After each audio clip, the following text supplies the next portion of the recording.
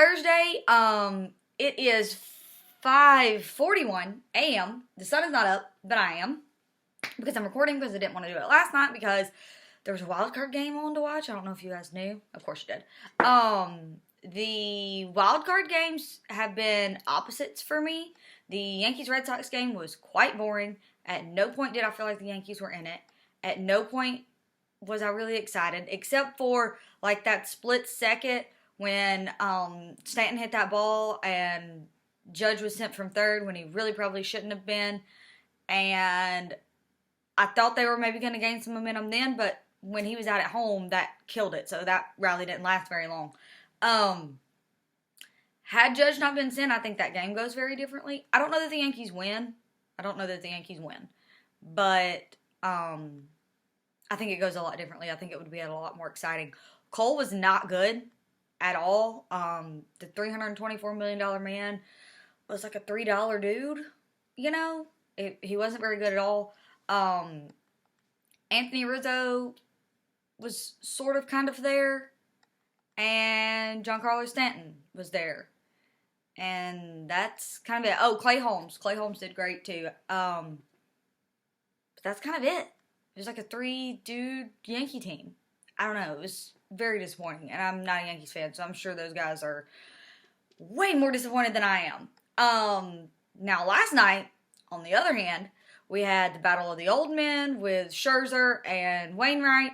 Scherzer was not fantastic. He wasn't bad, but his command just wasn't really there. And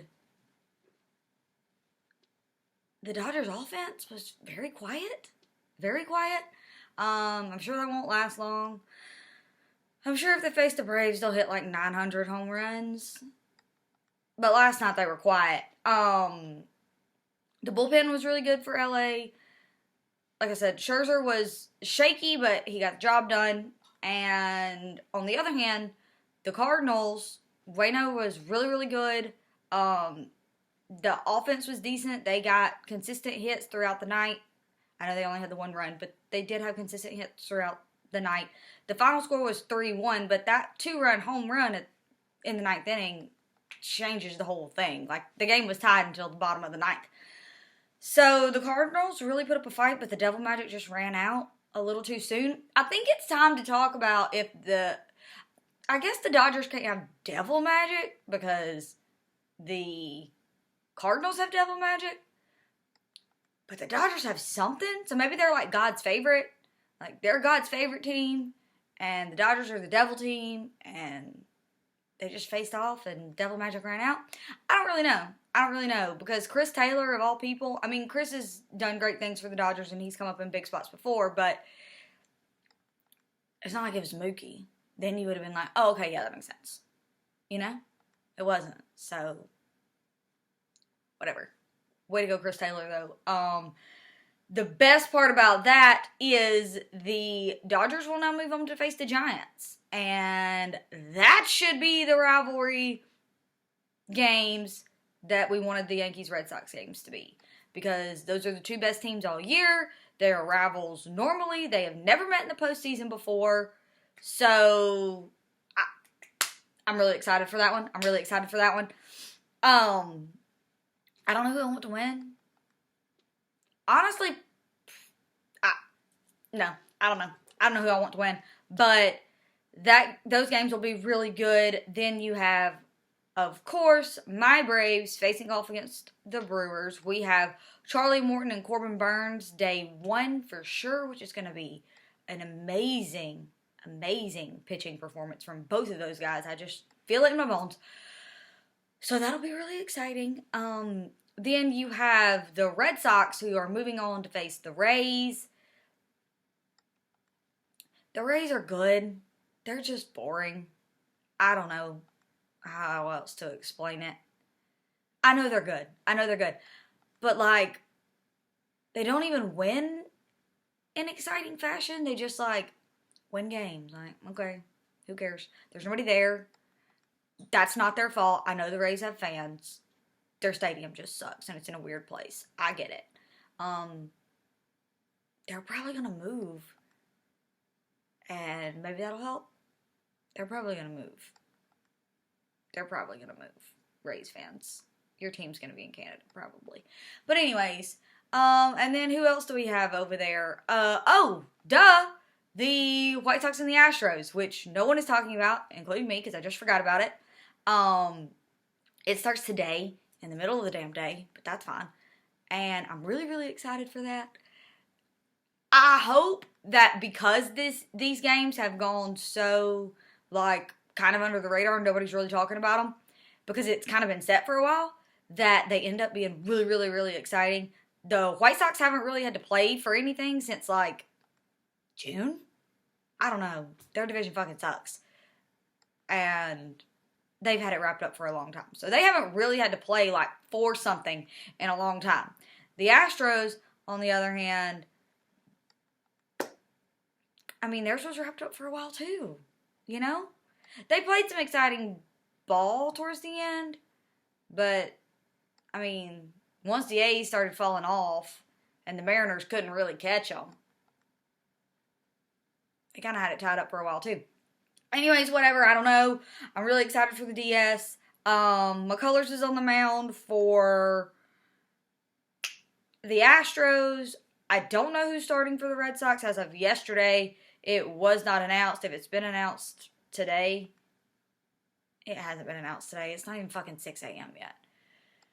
Good God. Anyway, I don't know who the Rays are starting. That probably has been announced. And I don't know who they're going to start. But to be honest, I probably wouldn't know the guy anyways. You know? So, whatever. The Rockies made a couple of off-season splashes, I guess. I'm wearing my Rockies I Love Baseball t-shirt, or my John Boy Media Rockies I Love Baseball t-shirt, whatever you want to call it. Senzatella got signed? It's early, y'all. It's early. Got signed to a 5-year extension, $50 million, which is, like, kind of a lot of money in Rocky's world. Like, kind of a lot of money. So, that's cool. And then CJ Cron got extended for, I believe, 2 years. So, that's fun. Jace Tingler got fired from the Padres, which we all basically knew was going to happen because the Padres didn't do shit. Didn't do a fucking thing.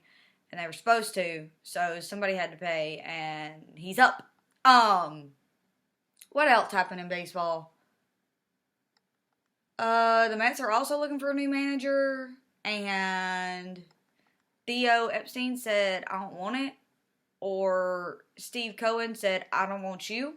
I don't know which way that went, but one way or the other, Theo's not going to the Mets, so there's that. I really like Theo Epstein. I don't know where he'll end up or what he'll end up doing, if he'll stay in the role he's in or if he will end up as a GM again somewhere.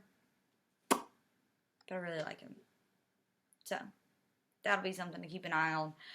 Anyway, that's basically it for baseball. Oh, John Sterling had a really funny call from the Wild Card game. Was it John Sterling? It was John Sterling. From the Wild Card game on Tuesday. That home run of Stanton's that bounced off the green monster that we thought was a home run, but it wasn't, and they relayed in, and that's when Judge got out, and yada, yada, yada. That dumbass called it a home run. A Stantonian home run. And, it wasn't. Anyways, that was really funny. If you haven't listened to that by now, which I'm sure you have because that was 2 days ago, go listen to it. Moving on, college football this weekend is going to be really good. I'm so excited. Arkansas plays Ole Miss. Arkansas got demolished by Georgia last week. Ole Miss got demolished by Alabama last week. So they're both looking to come back and fight each other and, prove who's better, I guess. Alabama has Texas A&M, which I'm sure they will piece apart. The Red River Shootout, or Red River Rivalry is what it's called now, I think, is this weekend with Oklahoma and Texas. So that's really fun. That game's so early in the fucking morning. Like, why? Why is it so early? I don't understand. Anyway, also, Penn State and Iowa are this weekend. They're like 3-4, I believe, or 4-3, one of those. So that should be good. Hope Penn State loses because it makes me look better. Auburn look better. And by in turn, then me. So, I hope Penn State loses. And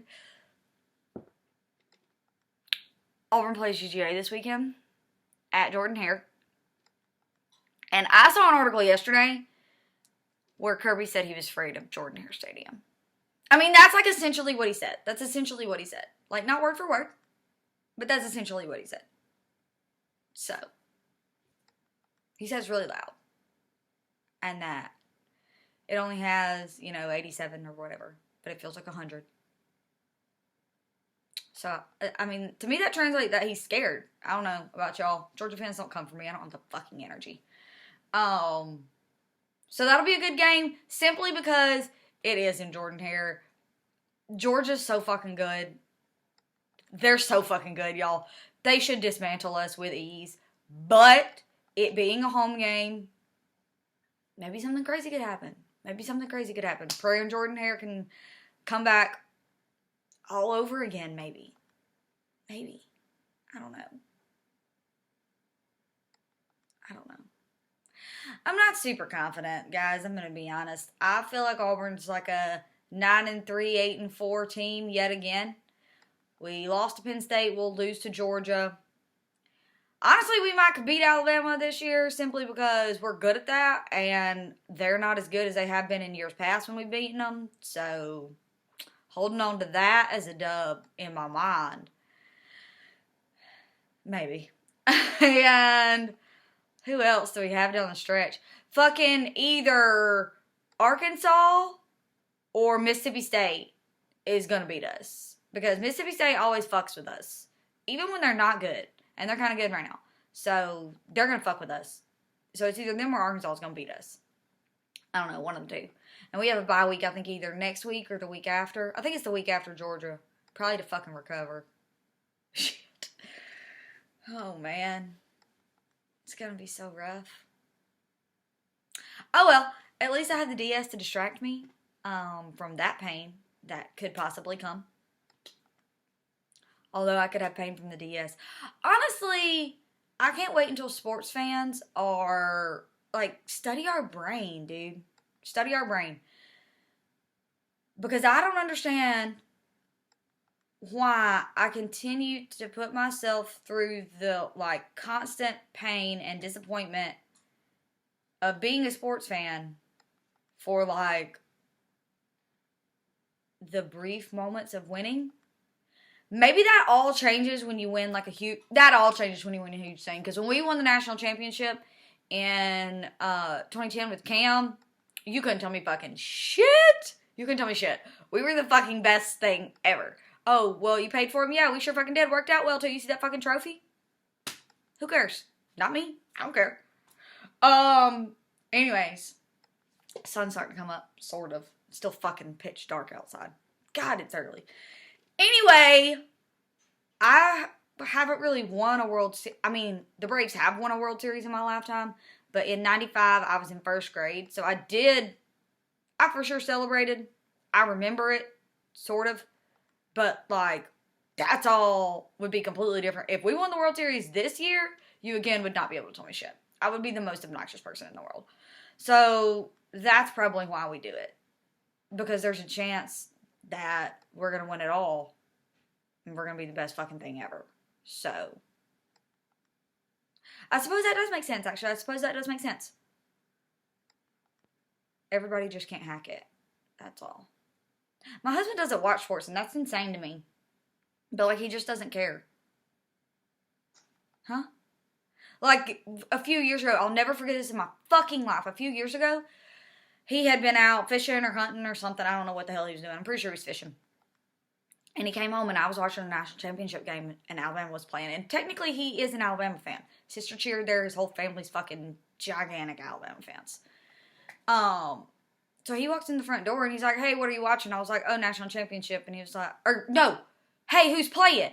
I said Alabama. And this motherfucker said, oh, is that the Super Bowl? What? What'd you say? God. Anyways, but he was living his best life fishing, so I guess it's fine. We're rambling now. Let's wrap it up. Okay, so this week is actually Mental Illness Awareness Week. It started on the 3rd and runs through the 10th. So I just wanted to take like 5 seconds to say, take care of yourself, because you are the most important person in your life, even if you don't think so sometimes, because nobody else around you can be important if you don't take care of yourself first. So, there is a lot of stigma that surrounds mental health. I'm happy to say that I've seen in the last few years of my life some of that stigma melt away. It's still there to an extent, but people are much more open and understanding of mental health problems and what it takes to fix them and how they can affect so many aspects of your life that you might not think. I have somebody very close to me who struggles with severe mental illnesses, and it's very important to take care of yourself. It's very important to take care of yourself. So, this week, do a little check. How are you feeling? Are you good? Or could you be better? Is there something you need to talk about? Is there something you need to handle? There are tons and tons and tons of services and websites and phone numbers and all that kind of stuff out there. And just like random people that'll help you. I will help you. If you need help and you don't know where to start, I will help you. We can get phone numbers to call. We can get doctors. We can get websites. We can get all that stuff. And all it takes is a quick check from you to say, do you need it? And if you do, there's absolutely nothing wrong with that. We all have to take care of ourselves. Because that old, you can't pour from an empty cup bullshit is actually true. So, take care of yourself. Be nice to yourself. Be nice to each other. I'm going to drink my coffee. Oh, if you don't know what John Boy Media Music is, check it out. Nick does really good work. There's a podcast and a Twitter page. I don't know the exact handle, but I'm pretty sure it's like John Boy Music or something. Fucking search for it. You'll find it. It's not hard. He does a really good job. And we've got good music coming out soon. Oh my God. We have good music coming out soon. I'm about to say bye without talking about the fucking ADELE divorce album. Shit. Anyway, we're getting a divorce album. Finally. Now, she has gone on record saying she's not going to really talk about her divorce because her son. Okay. She has said there's not that many, like it's not a divorce album. There's not that many songs about the divorce on the album. Okay. But y'all know she fucking lying. She's fucking lying. Come on. There's going to be at least one or two. There's going to be at least one or two. And it's going to be phenomenal. And I can't wait. I can't wait. I'm so excited. So yeah, be on the lookout for that. I think her like super cryptic, cool videos said October 15th, which is next Friday. I don't know if that'll be an album release date, or maybe she'll drop a single, or maybe, you know, like a 1-minute clip instead of a 20-second clip. I don't fucking know. We'll find out next Friday, I guess. But I'm very excited for that. And be nice to yourself, be nice to each other, and go be a bad bitch, just like Jock Peterson. Happy Thursday.